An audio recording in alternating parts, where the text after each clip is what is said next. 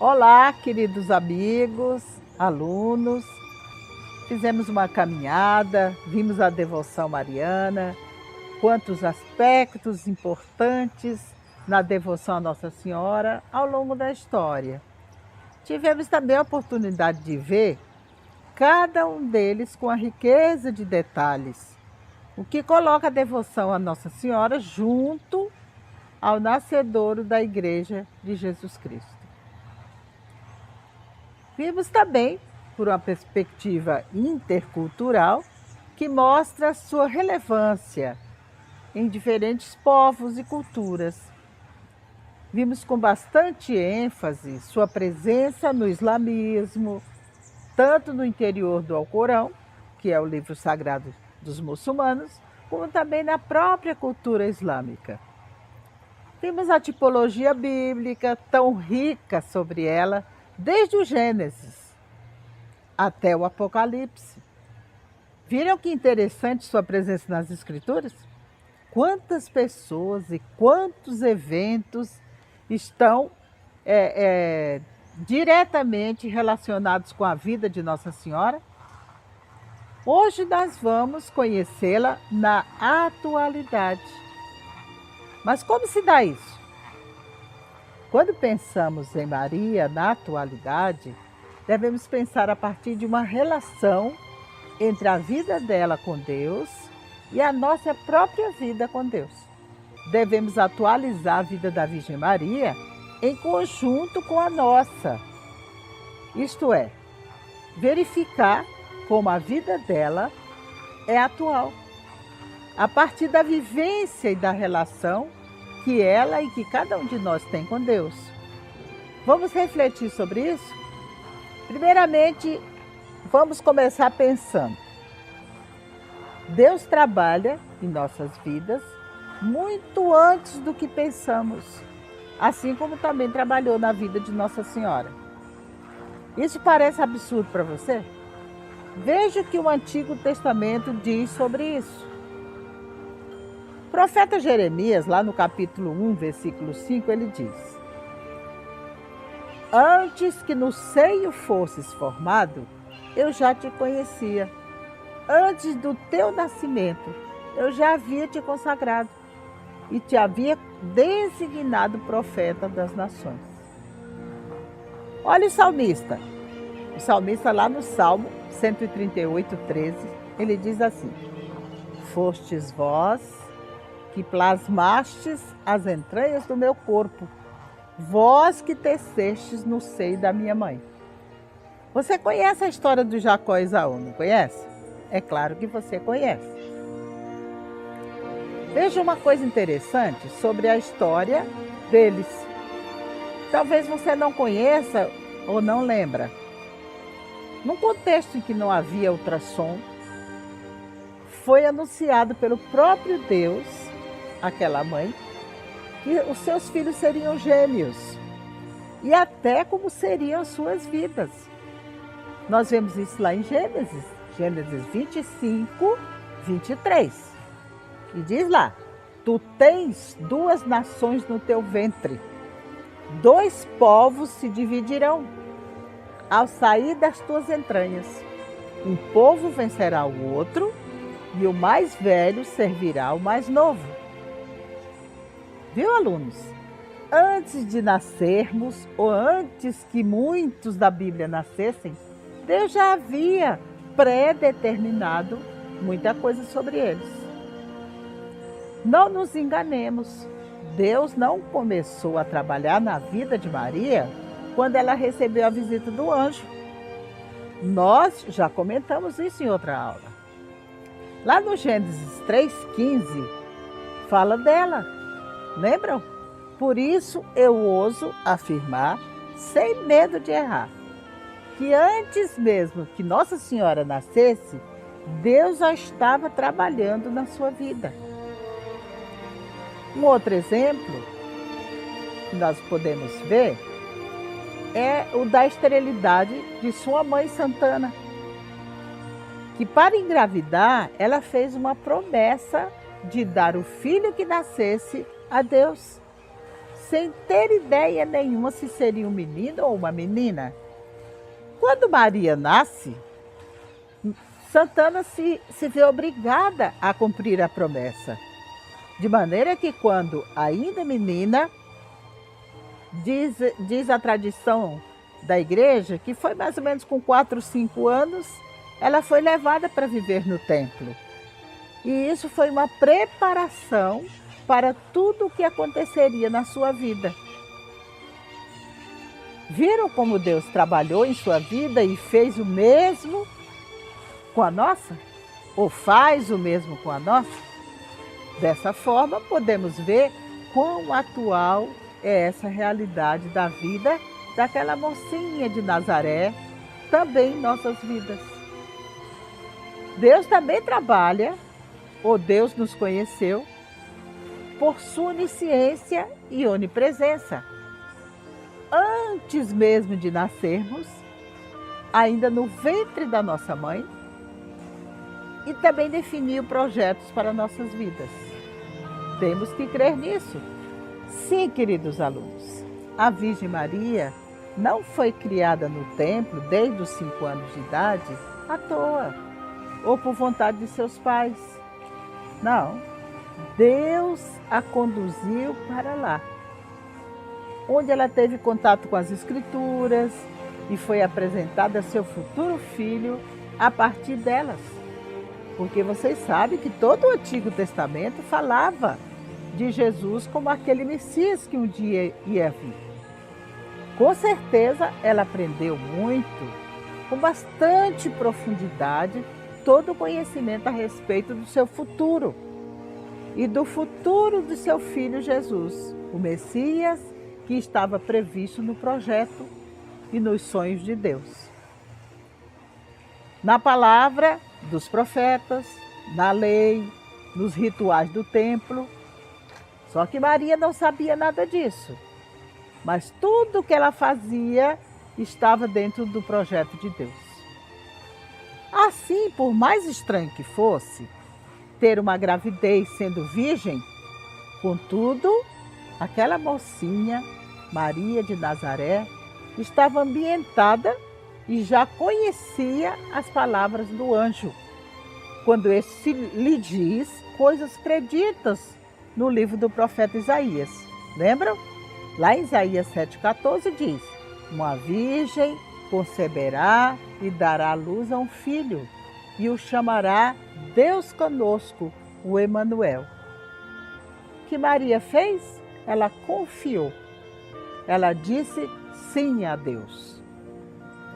Ela também, como uma moça judia, conhecia as promessas voltadas ao resgate do trono de Davi.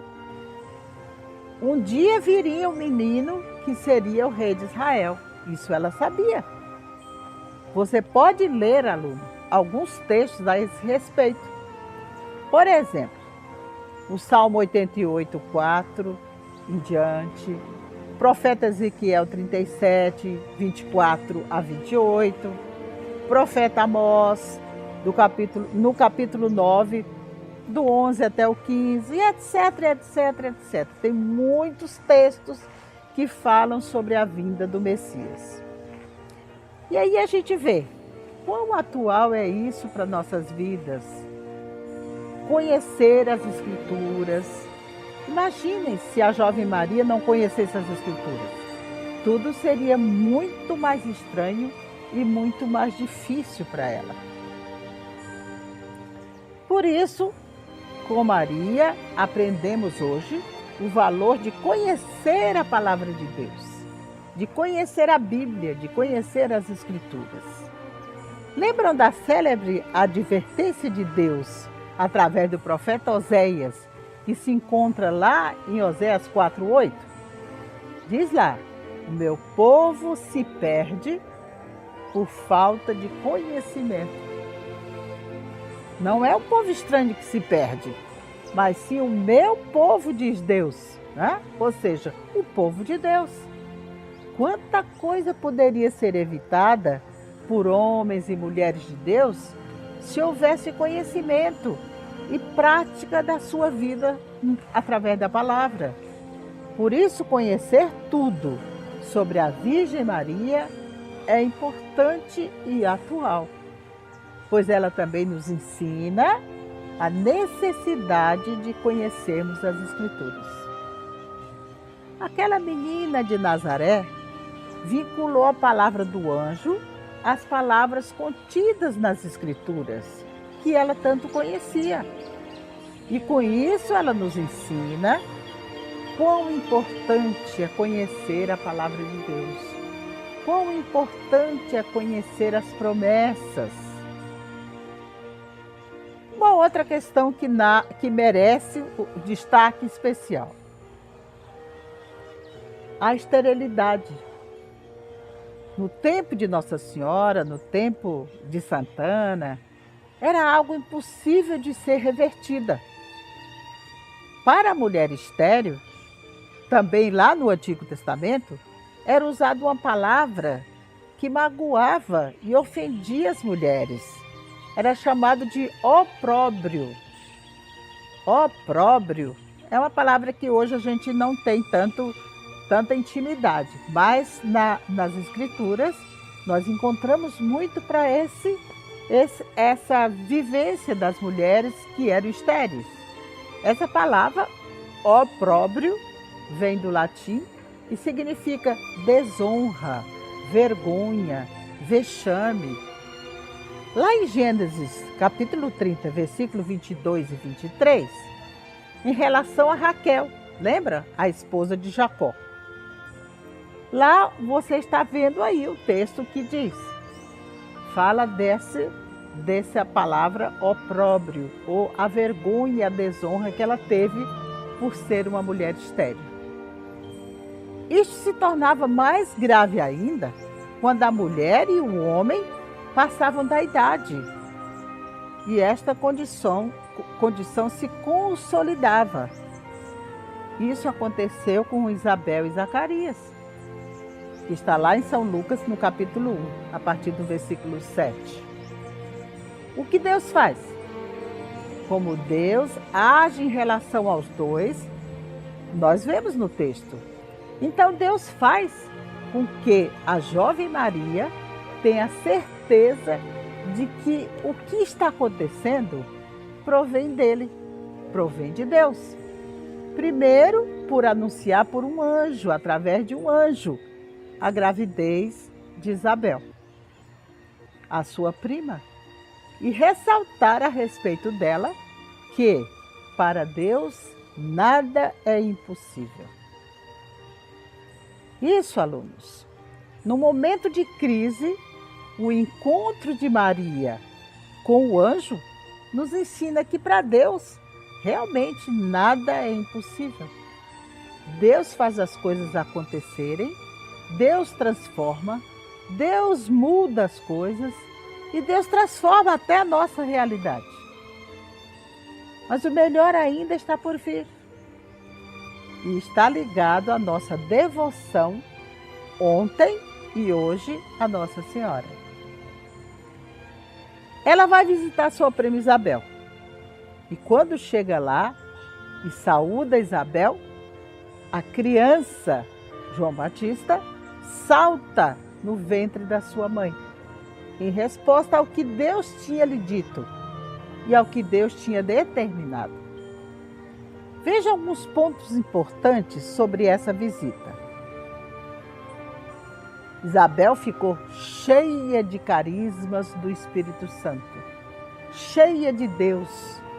Assim, com toda a autoridade, ela diz: a Virgem Maria será para sempre bem-aventurada. Um segundo ponto que ela diz que é importante a gente lembrar. Ela reforça que Maria é a Theotokos, a mãe de Deus, pois o seu filho, o fruto do seu ventre, é o seu Senhor. Observe, alunos, que não há nenhuma estranheza ou admiração por parte de Isabel, pelo fato de que Maria está grávida, sendo que ela era virgem e solteira. Pelo contrário, ela a chama de mãe do meu Senhor. Um terceiro ponto também que a gente pode ressaltar: a alegria de João Batista, ainda do ventre de Isabel, ao ouvir a saudação de Maria, afirmando que aquela jovem era diferente e especial. E um quarto ponto: Isabel, sem qualquer diálogo prévio, a chama de bem-aventurada por ter acreditado e dito seu sim. E também porque nele hão de se cumprir tudo aquilo que da parte do Senhor havia sido dito, lá no Antigo Testamento. Com certeza, numa referência a tudo que estava escrito sobre ela e sobre Jesus nas Escrituras. Um outro fato importante e de grande relevância na atualidade, em relação a Maria Santíssima, e que aprendemos com ela, é sobre o valor do Espírito Santo em nossas vidas. É Ele que nos revela os segredos de Deus. Criamos nisso, alunos. Você que é meu aluno do curso avançado de Teologia para Leigos, já assistiu à aula no módulo 4 sobre pneumatologia e paracletologia, que é a doutrina do Espírito Santo. E viu que tudo é um agir de Deus pelo Espírito Santo. É o Espírito Santo que nos enche através dos seus carismas. Foi isso que aconteceu com Isabel. Perceberam? Antes de tudo que ela revelou, o que aconteceu? Ela ficou cheia do Espírito Santo. Com certeza, João Batista e Jesus foram criados separados. Isso nos diz os evangelhos. Não se conheciam intimamente, mas veja que o Espírito Santo administrou todo o processo de contato entre eles, em toda a sua infância, em toda a sua adolescência, até quando se tornaram adultos. São João Evangelista, lá no capítulo 1, versículo 31, nos conta a fala de João Batista em relação a Jesus. Diz lá: eu não o conhecia, mas se vim batizar em água, é para que ele se torne conhecido em Israel. Ainda em São João, no capítulo 1, versículo 33, a fala de João Batista em relação a Jesus continua: eu não o conhecia, mas aquele que me mandou batizar com água disse-me: sobre quem vires descer e repousar o Espírito, esse é quem batiza no Espírito Santo. Pois é, queridos alunos, diante de tudo isso e da chegada do Natal, e com ele a presença central da Virgem Maria e São José, recordemos que há 2000 anos atrás, por estes dias, eles se preparavam para uma grande jornada, ir até Belém, de Nazaré a Belém, por uma imposição do Império Romano, na pessoa de César Augusto. Preocupado, esse imperador ele estava preocupado em colocar mais dinheiro nos cofres do reino. E o que ele fez? Ele criou um recenseamento para conferir quantos homens o território do sul do país possuía, obrigando São José a sair lá de Nazaré, do norte onde ele morava, e empreender essa longa viagem. Retornando à questão na nossa aula sobre como vemos Nossa Senhora em nossos dias, eu me pergunto: com que assiduidade devemos nos lembrar de Nossa Senhora? Só quando precisamos da sua intercessão? Só quando precisamos muito da sua presença? Só quando estamos tristes ou precisando de um colo materno? Podemos ter certeza que esse não foi o desejo de Jesus Cristo quando nos presenteou como nossa mãe lá na cruz, através de São João. Disso jamais podemos esquecer, que ela é nossa mãe, e uma mãe não é somente para suprir necessidades, nas horas que necessitamos de sua ajuda, mas principalmente na hora de dizer obrigado, de ser grato, de acolhê-la como ela merece, ter orgulho dela como nossa mãe. Agradecer o seu carinho, o seu amor, estar junto. Sabemos que ela jamais se esquece de nenhum de nós. Vejam, na oração da sua ladainha, nós a chamamos de auxílio dos cristãos. Sim, ela o é. Sob o título de Nossa Senhora Auxiliadora. Sabemos que desde aquele mágico momento, aos pés da cruz, que comentamos agora há pouco, o seu desejo, ou seja, o desejo de Nossa Senhora, foi de nos assumir como filhos, nos dar colo, interceder por nós, nos ouvir com paciência, com mansidão e nos dizer: filhos, eu estou aqui. Mas também, como toda mãe, ela quer participar conosco da nossa vida, do nosso dia a dia, nos momentos bons, mas também nos momentos difíceis, nos protegendo, nos guiando, nos fortalecendo na fé e na caminhada e nos levando até Jesus, até o seu Filho. A Santa Sé, na pessoa do Papa Francisco, nos passa algumas sugestões que são importantes para esperarmos bem o nosso Natal. Mesmo que você esteja assistindo essa aula após o Natal, vale a pena lembrar para viver no próximo Natal. Estas sugestões se encontram no capítulo 4 do Diretório sobre a Piedade Popular e a Liturgia, para serem observadas antes da chegada do menino Jesus. Entre outras coisas, tem procurar nos conscientizar de que o exagero não é de Deus. Um outro ponto, parece que não, mas nas últimas décadas, muitas pessoas, inclusive cristãs, se esqueceram ou se esquecem porque celebramos o Natal e se voltam a um consumismo exagerado. Então, o que devemos fazer? Busquemos com mais fé o verdadeiro sentido da festa, que é o nascimento do Messias Jesus.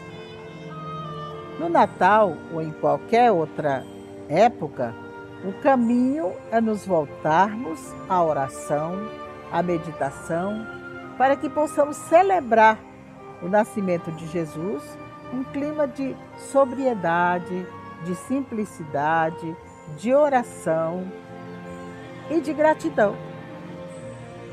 Com a alegria de ter o privilégio e a graça de ajudar o irmão que sofre e talvez principalmente as crianças. Uma outra sugestão que é dada é que seja montado um presépio em nossa casa. E que melhor ainda, se for com a ajuda das crianças.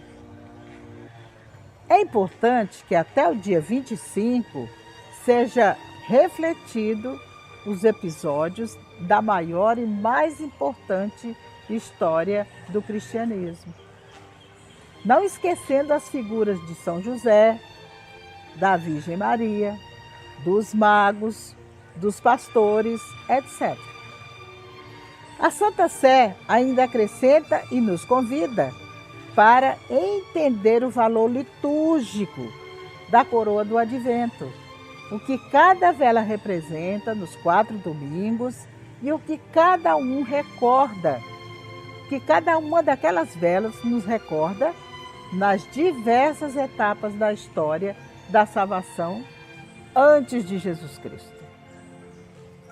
Finalmente, nos é sugerido, e eu particularmente achei maravilhosa essa sugestão, em qualquer tempo, diz o Papa Francisco: no silêncio dos nossos corações, faça uma promessa ao Salvador que está chegando e à sua mãe, que também é nossa mãe.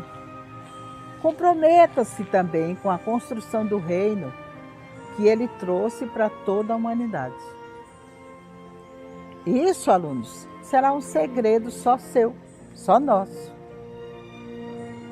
Então, o que constatamos, queridos amigos, é que a religiosidade mariana, nos dias atuais, está cada vez mais firme e mais forte.